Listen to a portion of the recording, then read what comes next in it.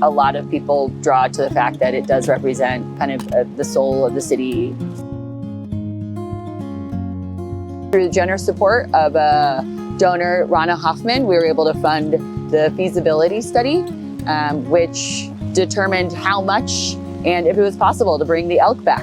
You know, there was a lot of thought, and do we want to put this monument back? You know, why, and is there any history behind it that shouldn't be put back? And the research indicated that it was truly a fountain donated out of the goodness of David P. Thompson's heart for animals, essentially, to water the animals. He meant to give back to Portland, so we felt like we were giving back to Portland and helping with this fountain.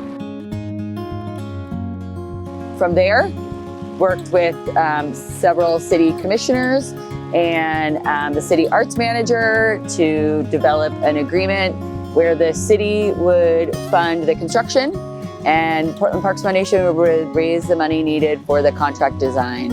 City Council voted unanimously to allocate $1.5 million in the city budget to bring elk back.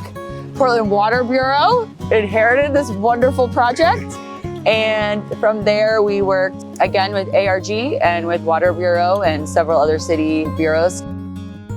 Overall, it really is a sense of pride in our city, and it means a lot to have both public and private individuals and agencies involved in the project and what we can do when we all work together.